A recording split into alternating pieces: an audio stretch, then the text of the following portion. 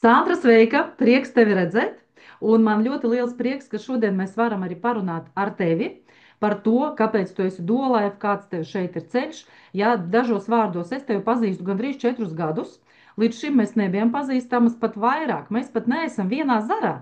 Bet ar visu to mums ceļš ir krustojies un turpinās kopā. Saki, lūdzu, Sandra, es zinu, ka tu esi profesionāla friziere. Es zinu, ka tev ir mazbērns. Es zinu, ka tu esi ļoti aktīva un pozitīva. Bet kā tu vispār nonāci līdz Dolaiv? Jā, sveika, Jeļena. Jā, tu visu tā pareizi saki par manīm. Tā arī ir taisnība. Nu, šeit es nonācu, es jau esmu 5. gadu šeit Dolaipā. Un nonācu tādēļ, ka paaicināja mana draudzene Inga, kas jau bija iestājusies šeit. Un tā kā es viņai uzticos, un viņa man pastāstīja, ka jauna, interesanta kompānija, bet jau ar pieredzi ir ienākusi Latvijā.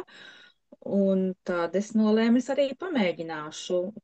Nu, un izklausījās interesanti arī tā kosmētika dabīgā, ko viņi piedāvā. Mhm. Tāpēc es esmu šeit. Varbūt tu atceries, kas tev bija pirmajā pasūtījumā? Jā, es ļoti labi atceros, jo tā kā man arī Inga ieteica, un es paņēmu dienu un nakti, jo tas ir vispār tā kā sākumam, lai attīrītos un arī uzlabotu savu miegu, kas man toreiz nebija tik labs Mm. nemazam. Un man bija arī prorelaksīns un chlorofils, un tas joprojām ir mans mīļākais produkts, chlorofils, ko es Šobrīd mēs lietoju laikam katru varam dienu. teikt klasika. Klasika, lai varētu sākt Klasika. iepazīties ar Dolaiv, vai ne? Kaut gan man, godīgi Jā. sakot, ceļš bija savādāks. Man bija 5 kolagēni, man vajadzēja pašai, mammai, vīra mātei, jā, pāris draudzenēm, un toreiz es vēl nezināju par to piegādi, un es pat neatceros, man šķiet, ka pat nebija šāda iespēja par 1 eiro. Mēs vienkārši sametamies kopā, lai lietotu kolagēnu. Tā tas sākās, vai ne? Arī šīs ir viens no variantiem. Bet saki, lūdzu, tu saki jau 5. gadu es šeit esmu. Kas joprojām tevi notur Dolaiv? Jo taču kompānijas ir daudz, produkti ir daudz. Kas ir tas, kas ir tev saistots? Jā, nu es uzreiz piemetināšu, tā kā tu teici par to kolagēnu. Es iepriekš vispār nebiju interesējusies, un es nemaz nezināju, kas tas ir. Nu, es biju dzirdējusi, bet es tā nebiju iedomājusies, ka tas būtu arī man tā kā nepieciešams. Mhm. Un es ļoti daudz uzzināju par kolagēnu, un tas arī ir mīļākais mans produkts. Un, nu, kas mani šeit notur? Nu, protams, es varētu teikt, tas ir kolektīvs, te ir brīnišķīgs kolektīvs, te ir jauni draugi, dažādi pasākumi, ir mācības, ir jaunas zināšanas. Protams, arī, nu, arī šo produktu lietošana, kas ir ļoti svarīga tieši profilaktiski, jo Mhm. manā gadījumā es arī sapratu, ka es negaidīšu, kamēr man kaut kas sāks sāpēt vai notiks kaut kas slikts veselības ziņā. Jā. Jā, un tāpēc ir, nu, gadi iet, un ir svarīga tā aktivitāte fiziskā un arī psiholoģiskā, un tas viss tā uztur formā, es teikšu tā. Jā, tu tādu ļoti feinu frāzi pateici, uztur formā. Un es pilnīgi tev piekritīšu, jo tā forma nav tikai fiziska, bet arī garīga, vai ne? Nepavēlti Jā, saka, ka jo pieaugušāki mēs kļūstam, jo vairāk jānodarbina arī smadzenes. Saki, jā. lūdzu, vai šeit te var sanākt nodarbināt smadzenes? Nu, es teikšu pat ļoti. Ļoti, jo mums notiek tik daudz visādi zūmi un tikšanās gan dzīvajā, gan online, un profesori un ārsti stāsta mums, cik svarīga ir profilakse un tieši veselības ziņā. Un tas viss tādas mācības es agrāk nebiju, nu, kas attiecās uz medicīnu, es nebiju tā interesējusies. Nu, kā jau viss ir kārtībā, nu, priekš kam, nu, es zinu, kad Mhm. jāaiziet pie tā ārsta vai tā, šad tad vai ne, nu, laikam profilaktiski. Bet, jā, zināšanas ir grandiozas un arī mārketinga zināšanas, kas arī man iepriekš nebija. Oi, man šī gan interesanta tēma, man kā grāmatvedim, jā, pati saproti. Bet tieši tā es vienmēr saku, nav jābūt grāmatvedim, nav jābūt finanšu cilvēkam, lai saprastu, iedziļinātos un iemācīties. Arī, ja mēs runājam par mārketingu, vai tu man piekritīsi? Nu, tieši tā, jo es arī savā darbā jau vedu savu nelielo grāmatvedību, kas man ir nepieciešama katru mēnesi tāds atskaitīts, un tāpēc es Mhm. arī neesmu nekāds grāmatvedis, bet man patīk pierakstīt, man patīk visu paredzēt, saskaitīt, Tas arī ir ļoti svarīgi un būtiski. Jā, nu, kā es saku, kārtībai jābūt, jā, vienalga, Jā. kurā jomā. Bet saki, lūdzu, Sandriņ, es zinu, ka tev ir status, jā, nu, te nav svarīgi, kāds status, bet vai tev bija grūti saprast, kā viņu iegūt? Vai tev ļoti vajadzēja iedziļināties tajā mārketinga plānā, lai saprastu, kas ir sava aktivitāte, kas ir trīs kājas, kas ir 60-40 proporcija, vai tas ir tā briesmīgi sarežģīti, jeb tomēr var saprast? Nu, es jau tomēr skolā gāju, matemātiku esmu mācījusies, un Super, tas nav sarežģīti. jā. Tā kā pieņemt, kad ir viens, tas esmu es, jā, un tad no tā bumbulīša tad nāk tās trīs kājiņas, un tas ir trīs cilvēki, kas tev ir ļoti svarīgi, kas būtu jāuzaicina, un tad skaties un skaiti punktiņus, nu, un viss, un tas Vai ir ne? ļoti elementāri. Tieši tā. Skolā esmu gājusi, ko vairāk vajag. Tieši tā. Bet vēl, ko es pazīstot tevi, gribētu tev jautāt tādu lietu. Es zinu, ka kādreiz, pieņemsim, tur piedalīties Zoomā vai vēl kaut kādas tādas atsauksmes sniegt, ja? Vai uzstāties publikas priekšā, tev tas nebija tāda ikdienas rutīna. Kā ir tagad? Un, nē, no savā darbā es vispār strādāju divatā. Tas tā kā aci pret aci divatā un tāda Mhm. kaut kāda publiskā uzstāšanās. Nu, man bija tāds diezgan liels bublis, tas bija liels izaicinājums. Un es pat atceros pirmos gadus, ja man kāds kaut ko piedāvāja, paprasīja, vai es tur varbūt tiešu kaut ko tur. Nu, es teicu, nē, es neiešu. Kur tad es apmēram, Un, ja? Es jau neiešu, jā. nu, Kas un ir tad kaut kā mainījies? Nu, soli pa solītim, varbūt arī tieši tas, ka es jau ļoti daudz klausos zūmus, es ļoti daudz jau zinu un atkārtoju un atkārtoju. Man ir radusies tā pārliecība par sevi, ka Mhm. es jau to zinu. Tieši tā. Es jau to visu zinu, tad es jau varu padalīties arī ar kādu. Mhm. Nu, tad Mhm. sākumā parunāju zūmos un likās, ka nav jau tik traki, Nu, ja? ka varu to darīt. Un tad, nu, tad nāca pirmā reize, kad man vajadzēja tā kā publikas priekšā iziet.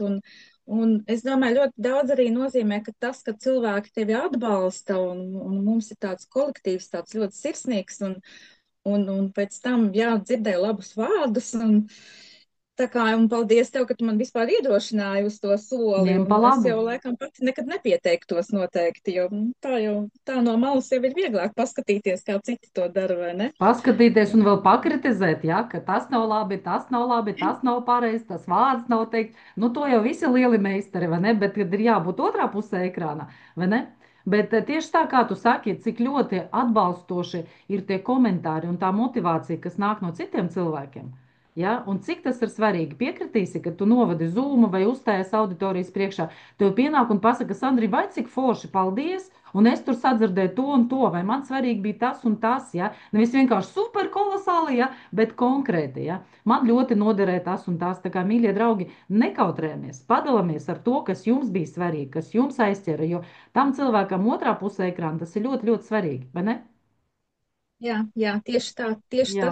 tas ir tas ļoti svarīgs, ka kāds pienāk klāt, pasaka vai uzraksta čatiņā vai kaut ko tādu sirsnīgu un mīļu, tas ļoti daudz ko nozīmē. Nu, Sevišķi nepavēlti jau, mēs runājam par atgriezenisko saiti. Ja tām baterijām arī kaut kur jāuzlādējas. jā, Tieši tā mums arī ir aktualitāšu čats, kad beidzās zūms. Nu, tā kā uzrakstiet kādu labu vārdu. Ja? Jo tie, kas ir uzstājušies, viņi ir gatavojušies, viņi ir tērējuši laiku, spēku, viņi ir vākuši informāciju. Ja?